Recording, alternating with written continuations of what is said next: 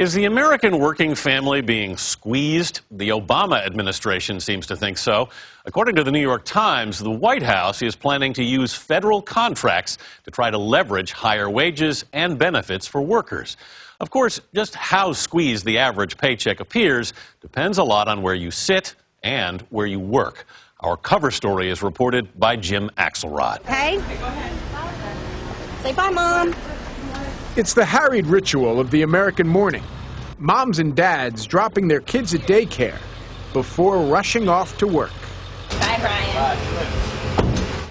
Only for these parents in Cary, North Carolina, there's no need to rush. Their child care center is at work. Extremely convenient. You wake up in the morning, spend some time with your kids, drop them off, you're in your office in 2 minutes. Subsidized on-site daycare is just one of the salary-boosting benefits for employees of SAS, a privately owned business software company, and one of the many reasons Fortune magazine honored SAS as the best American company to work for in 2010. Because of these benefits that we're given, I think we're inspired and motivated to even work harder and give more to the company. Those benefits include a 66,000 square foot fitness center with aerobics and yoga classes, basketball, racquetball, and tennis courts. There's a free on-site medical center. That's all it is to it, hon. 3 subsidized cafeterias, even a hair salon. But while an on-campus masseuse is great, Jen Mann, who heads human resources at SAS, knows where a compensation package starts: cash. We have a profit-sharing program that has ranged anywhere from 5 to 15% of an employee's annual pay based on the company profitability. But we also have a discretionary reward bonus for performance, and so depending on how well the company does, our employees can see a discretionary bonus on top of the profit sharing as well. Oh, did I forget to mention the indoor swimming pool? But the reality is, for most Americans, SAS might as well be Disneyland. Because in this economic downturn, more and more American workers are feeling underappreciated, overworked, and most of all, underpaid. We're living through one of the worst times for wage growth ever. From 2002 to 2007, the hourly compensation of a typical college graduate or a typical high school graduate went up 0. Larry Mishel is president of the Economic Policy Institute, a nonpartisan, nonprofit Washington think tank. He says wages have been under attack for more than 30 years. If you're in manufacturing, there's a lot more imports from low-wage countries. We've weakened the ability to have and keep a union. We have a much lower minimum wage. In many industries, we've deregulated them.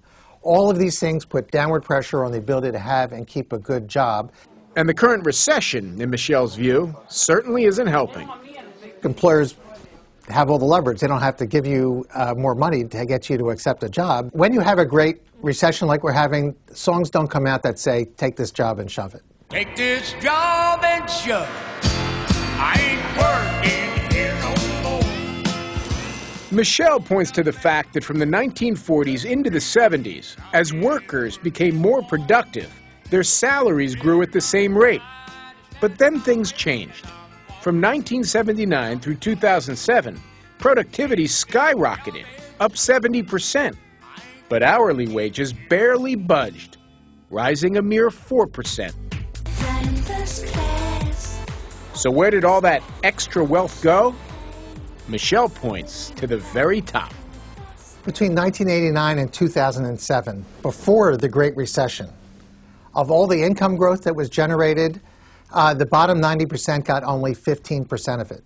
The upper 1% got 55%, and the upper tenth of the upper 1%, the 1 out of 1,000 households, got about 1/3 of all the income growth. In other words, Mishel says, a lot of hardworking Americans are getting fleeced.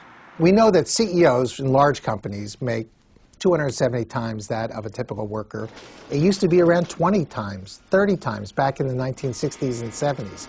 Now, the fact is, you don't need to pay someone that much to get out of bed in the morning and go to work and be productive. This notion of my wages stink doesn't apply across the board.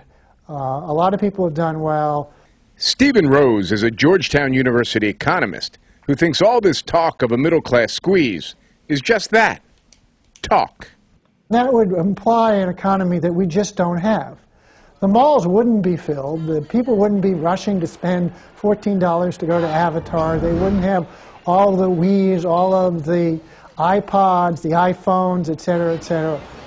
Rose points out the median income of American families, adjusted for inflation, has risen substantially from about $49,000 in 1970 to $62,000 in 2008, a 26% jump.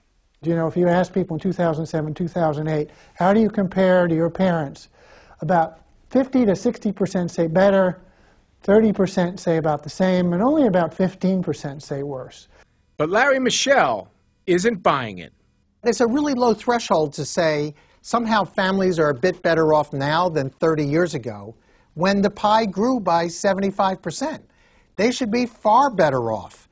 Which brings us back to SAS and what co-founder and CEO Jim Goodnight is trying to do: redefine the concept of a fair wage.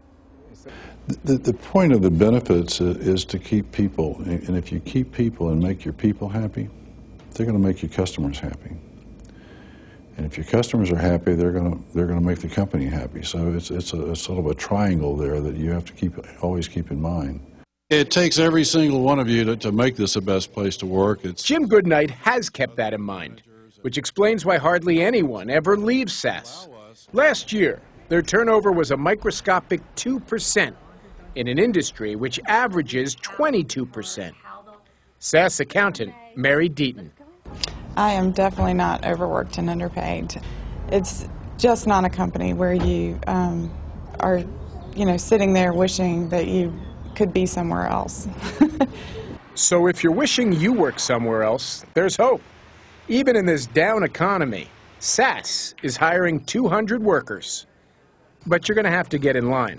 The company receives nearly 40,000 resumes each year.